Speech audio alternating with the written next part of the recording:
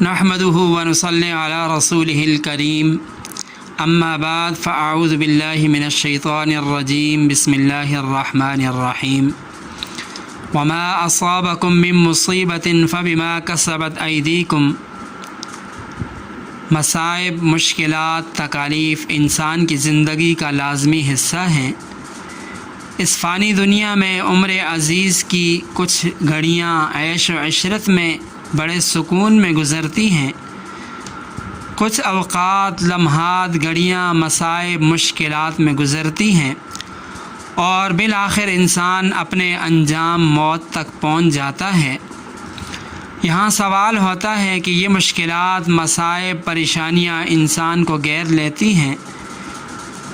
حالانکہ اللہ تعالیٰ اپنے بندوں سے ماؤں سے ہزار گنا بڑھ کر پیار محبت کرتے ہیں، شفقت رحمت کا معاملہ کرتے ہیں، پھر انہیں آزمائش کی چکی میں کیوں ڈالا جاتا ہے؟ اس سوال کا جواب پانے کے لیے بنیادی طور پر یہ بات ذہن نشین کر لیں کہ اللہ تعالیٰ نے قرآن کریم میں جا بجا اپنی صفات کا تذکرہ کیا، وہیں پہ ایک صفت حکیم کا کئی بار تذکرہ ہوا کہ اللہ تعالیٰ کی ذات حکیم ہے، اور حکیم ایسی ذات کو کہا جاتا ہے جس کا کوئی فعل حکمت سے خالی نہیں ہوتا۔ لہذا مصائب، مشکلات، آزمائشوں کے نازل ہونے میں اس کے حکیمانہ فیصلے کو دخل ہوتا ہے۔ اب وہ کون سے اسباب، وجوہات، کیا حکمتیں، مصلحتیں ہیں کہ جن کی وجہ سے انسان پر مشکلات، مصائب، بلائیں اترتی ہیں؟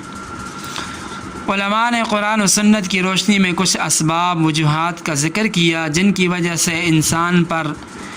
اس دنیا کی فانی زندگی میں آزمائشیں، مشکلات، پریشانیاں آتی ہیں۔ ناظرین مکرم، مشکلات کے نزول کی پہلی وجہ مومن بندے کی آزمائش، امتحان ہوتا ہے۔ اللہ تعالیٰ کی ذات علام الغیوب، ستار العیوب، عالم الغیب والشہادہ، علیم بذات الصدور ہیں۔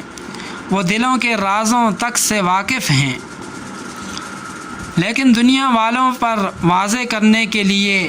کہ میرا بندہ مصیبت آنے پر صبر کرتا ہے یا بے صبری کرتا ہے، مختلف طریقوں سے آزماتے ہیں۔ قرآن مقدس میں اسی حقیقت کو بیان کرتے ہوئے فرمایا وَلَنَبْلُوَنَّكُمْ بِشَيْءٍ مِّنَ الْخَوْفِ وَالْجُوعِ وَنَقْصٍ مِّنَ الْأَمْوَالِ وَالْأَنفُسِ، کہ ہم تمہیں کچھ خوف اور بھوک سے دوچار کر کے، مالوں، جانوں اور پھلوں میں نقصان کر کے ضرور آزمائیں گے۔ تو مشکلات کے نزول کی پہلی وجہ بندہ مومن کی آزمائش اور امتحان ہوتا ہے۔ مصائب کے نزول کا دوسرا سبب مسلمان کے گناہوں کا کفارہ ہے۔ اللہ تعالیٰ انسان کو مصیبت میں مبتلا فرما کر گناہوں کا بدلہ اسی دنیا کی فانی زندگی میں دے دیتے ہیں اور آخرت کے دائمی شدید ہولناک عذاب سے، سزا سے بچا دیتے ہیں۔ حدیث پاک میں آتا ہے، آپ علیہ السلام نے فرمایا کہ مومن کو جو کچھ بھی دکھ، بیماری اور جو بھی پریشانیاں، اذیت پہنچتی ہے، یہاں تک کہ اس کو کانٹا بھی چبھتا ہے، تو اللہ تعالیٰ اس کی وجہ سے اس کے گناہوں کی صفائی کر دیتے ہیں، گناہوں سے پاک صاف کر دیتے ہیں۔ مصائب کے نزول کا تیسرا سبب نیک، متقی، پرہیزگار لوگوں کے درجات کو بلند کرنا ہے۔ انبیاء علیہ السلام، سلف صالحین، اولیاء اللہ کے حالات پڑھنے سے معلوم ہوتا ہے کہ ان کی زندگی میں بڑے مشکل حالات آئے، دشوار گزار مراحل سے وہ گزرے۔ حدیث پاک میں آتا ہے، آپ علیہ السلام نے فرمایا، آپ علیہ السلام سے سوال کیا گیا، پوچھا گیا کہ سب سے سخت تکلیفیں، آزمائشیں کن لوگوں پر آئیں؟ تو اللہ کے نبی صلی اللہ علیہ وسلم نے فرمایا کہ سب سے زیادہ مصیبتیں انبیاء علیہ السلام پر آئیں، اور پھر وہ جو ان کے طریقے کے زیادہ قریب ہیں، پھر وہ جو ان کے طریقے کے زیادہ قریب ہیں۔ ان جلیل القدر شخصیات کے اللہ تعالیٰ کے مقرب محبوب ہونے کے باوجود ان پر تکالیف، آزمائشیں، مختلف امتحانوں سے انہیں گزرنا پڑا۔ یہ آزمائشیں اسی لیے آئیں تاکہ اللہ تعالیٰ انہیں اپنے ہاں مزید سربلندی سے نوازے۔ مسند احمد کی ایک روایت ہے، اللہ کے نبی صلی اللہ علیہ وسلم نے فرمایا، کسی مومن بندے کے لیے اللہ تعالیٰ کی طرف سے ایسا بلند مرتبہ مقام طے ہو جاتا ہے جس تک وہ اپنے عمل کی وجہ سے نہیں پہنچ سکتا، یعنی نماز، روزہ، ذکر و اذکار، تلاوت کر کے وہ اس مرتبہ مقام تک نہیں پہنچ سکتا، تو پھر اللہ تعالیٰ اس کو کسی جسمانی یا مالی تکلیف یا اولاد کی طرف سے کسی پریشانی میں مبتلا کر دیتے ہیں، اور پھر اس کو صبر کی توفیق دے دیتے ہیں، یہاں تک کہ بندہ ان مصائب پر صبر کرنے کی وجہ سے اس بلند مرتبہ مقام تک پہنچ جاتا ہے جو اس کے لیے پہلے سے اللہ تعالیٰ نے طے کر دیا ہے۔ مصائب کے نزول کا چوتھا سبب غافل انسان کو متنبہ اور خبردار کرنا ہے۔ اللہ تعالیٰ بندے سے غفلت کی چادر اتارنے اور اسے اپنی بندگی اطاعت کی طرف متوجہ کرنے کے لیے اس پر مختلف مصائب، پریشانیاں اتارتے ہیں، نازل فرماتے ہیں، تاکہ بندہ اپنی غفلت کو چھوڑ کر اللہ تعالیٰ کی طرف رجوع کرے، متوجہ ہو، اللہ تعالیٰ کی اطاعت گزاری میں لگ جائے۔ ناظرین مکرم، مصائب کے نزول کا پانچواں سبب بدعملی، فسق و فجور، فحاشی، عریانی، اللہ اور اس کے رسول کے احکامات سے اعراض ہے۔ اللہ تعالیٰ جب گناہوں کی وجہ سے اپنے بندے پر ناراض ہوتے ہیں تو اس پر اپنی رحمت کے دروازے بند کر دیتے ہیں، اس کی زندگی سے چین سکون ختم کر دیتے ہیں،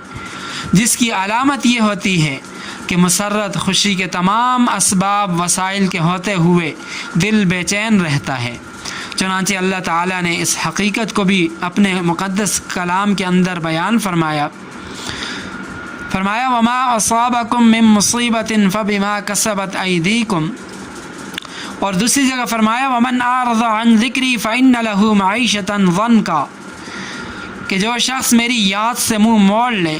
تو بلا شبہ ہم اس کی زندگی کو اس پر تنگ کر دیں گے۔ یہ تو دنیا کے اندر، اور قیامت کے دن آخرت میں کیا ہوگا؟ فرمایا وَنَحْشُرُهُ يَوْمَ الْقِيَامَةِ أَعْمَى، فرمایا قیامت کے دن ہم اسے اندھا کر کے اٹھائیں گے، تو اس وقت انسان کہے گا پروردگار لما حشرتنی اعمیٰ، پروردگار آپ نے مجھے اندھا کر کے کیوں اٹھایا؟ قد كنت بصیرا، دنیا میں تو اندھا نہیں تھا، میں تو دیکھنے والا تھا۔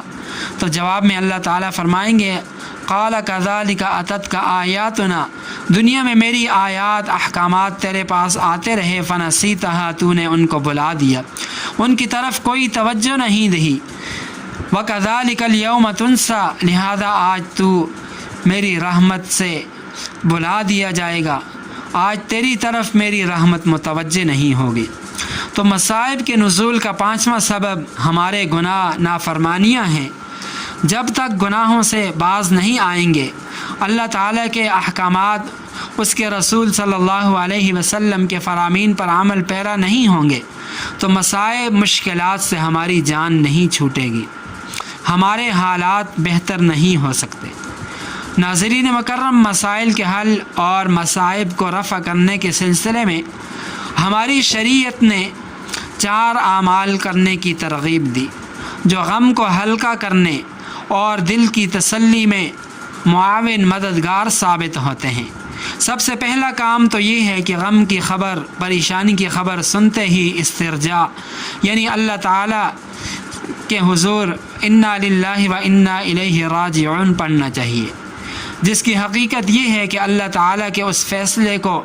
انسان خوشی سے قبول کرنے کا اعلان کرتا ہے، اور جب کوئی آدمی اللہ تعالیٰ کے فیصلے پر راضی ہوتا ہے تو اللہ تعالیٰ اس کے لیے آسانیاں پیدا فرما دیتے ہیں۔ دوسرا کام اپنے آپ پر ضبط کرنا، اللہ تعالیٰ کے بارے میں کسی فاسد خیال یا زبان سے نامناسب جملہ ادا کرنے سے بچنا، اسی کو صبر کہا جاتا ہے۔ اور تیسرے نمبر پر مبتلا مصیبت شخص کے کرنے کا کام یہ ہے کہ وہ صلاۃ الحاجت ادا کر کے تمام آداب کی رعایت رکھتے ہوئے خوب عاجزی، انکساری کے ساتھ اللہ تعالیٰ سے مانگے، اللہ تعالیٰ مشکلات کو دور فرمائیں گے۔ اور چوتھا کام یہ ہے کہ حسب استطاعت اللہ تعالیٰ کی راہ میں صدقہ خیرات کرنے کا اہتمام کرے، اور اگر فی الوقت دینے کے لیے کچھ بھی نہ ہو تو بعد کے لیے نظر مان لے، اور اس سب کے بعد بھی اگر مشکلات سے نکلنے کا کوئی راستہ نظر نہ آئے تو یہ سمجھ لینا چاہیے کہ اللہ تعالیٰ نے اس کا اجر و ثواب آخرت کے لیے ذخیرہ کر لیا ہے، یا چھوٹی مصیبت دے کر بڑی آفت، بڑی مصیبت سے بچا لیا ہے۔ حدیث پاک میں آتا ہے، اللہ کے نبی صلی اللہ علیہ وسلم نے فرمایا، جب اہل مصیبت کو قیامت کے دن بدلہ دیا جائے گا، یعنی وہ لوگ جنہوں نے دنیا کے اندر تنگی کی زندگی، مشکلات کی زندگی گزاری لیکن صبر کا دامن نہیں چھوڑا، تو قیامت کے دن جب ان کو ان کا اجر و ثواب دیا جائے گا تو اہل عافیت یہ تمنا خواہش کریں گے کہ کاش دنیا میں ان کی کھالوں کو کینچیوں سے کاٹ دیا جاتا اور آج ان کو یہ اجر و ثواب مل جاتا۔ اللہ تعالیٰ سے دعا ہے کہ ہمیں تمام قسم کی نافرمانیوں سے اور سرکشیوں سے بچنے کی توفیق عطا فرمائے، اللہ اور اس کے رسول کی کامل اطاعت نصیب فرمائے۔ وآخر دعوانا ان الحمد للہ رب العالمین۔